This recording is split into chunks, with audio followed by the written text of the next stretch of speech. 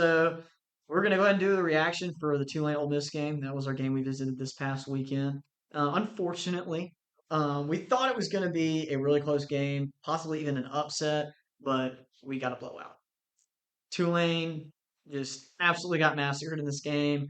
Ole Miss had their number. Pete Golding was dialed in defensively and just we didn't really see anything from this offense for Tulane. They were able to move the ball a little bit running the ball, but that was about it. I didn't really see much So else. one-dimensional. They would just run like 6 runs in a row, maybe get a first down, and then it gets to third down, and it just peters out. Had some really bad fourth down play calls that just were head scratching, and they just really never had a chance. And you could kind of just look at them and just tell that they knew they didn't have a chance. Yeah, I think that was the sad thing to me is that after the first drive when we scored, I was like, yeah, well, Ole Miss usually scores on the first drive or at least gets a field goal. Any game that Ole Miss comes out the gates with the ball at home and doesn't score, I'm usually worried because that's just how we play. And we come out the gate, we score. It looked pretty easy, looked pretty scripted, which is how it goes.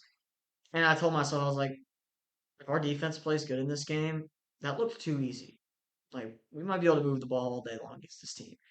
Sure enough, Pete Golding schemed this game incredibly. After how he played against Arkansas the week before, I was so worried about this game. Like this played sleeper for a huge upset.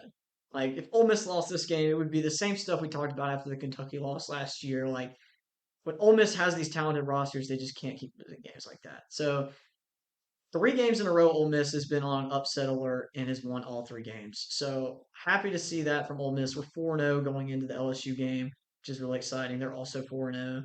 We'll get to that later, but I thought Ole Miss's run defense looked much better. I think it had a lot to do with the schematics, though. I still don't think we have the same ball players we did last year, and that's not going to change overnight or anything. We're going to have to recruit a lot better going into next year and develop the guys we got to get the kind of pass rush we used to have. But this game was still fun for me because I'm an Ole Miss fan. One very exciting for Landon. We brought our friend Silas this time. It was a lot of fun just us getting to go hang out. But the game was pretty sloppy from Tulane It from the was, start. it was an absolute nightmare as a Tulane better.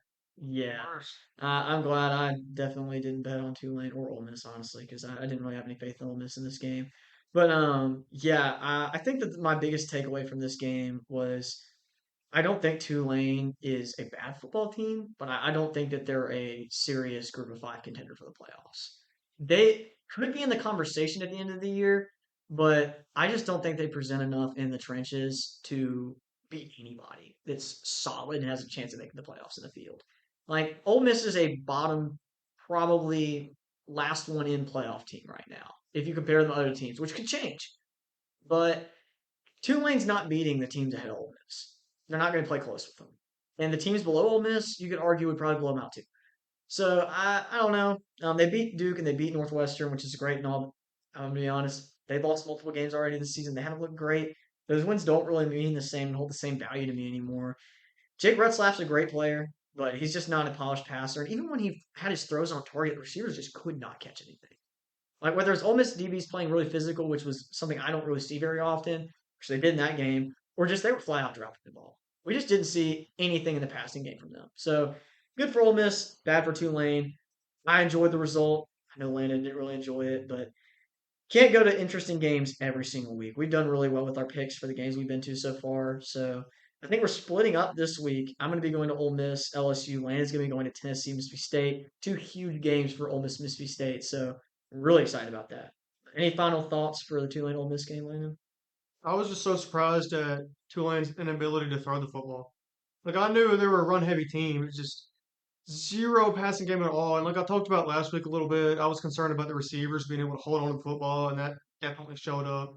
Retzlaff could just never get into a rhythm, and they really just abandoned the pass. I feel like they only passed it when they had to, and they should have tried to do more early. They just kind of went away from that too Yeah, fast. and I think one of the issues with this game is there was a huge talent disparity. And one the team like Ole Miss playing offense against Tulane defense, it was Ole Miss's offense was just so much better than Tulane's offense throwing the ball that even if Tulane had a good defense, I don't think they would have been able to hang in there. They wouldn't have been able to get enough stops to make this game close. They just wouldn't have. So the matchup wasn't really Ole Miss's passing offense against Tulane's secondary or Tulane's rushing offense against Ole Miss's D line. I think at the end of the day, it was Ole Miss has so many ball players on offense that Tulane cannot come close to talent wise. It just wasn't going to be close if you got good quarterback play out of Trinidad Chambliss. And we got more than that. He put on another incredible performance. I mean, I think if he keeps producing at this level, which is way too much to ask of somebody who's only played D1 football for 5 weeks now, it's too much to ask for him to play any better than he's played or to play consistent. As we're about to match up against one of the best defenses in college football has been perceived so far. I mean, if he continues to do what he's doing, he could absolutely find himself in some conversations that I will not pre-fire yet, but he could be in some interesting award conversations at the end of the year. We'll see, though. I won't pre-fire it yet, but he's playing really well. So I think that'll wrap up our reaction for Ole Miss Tulane.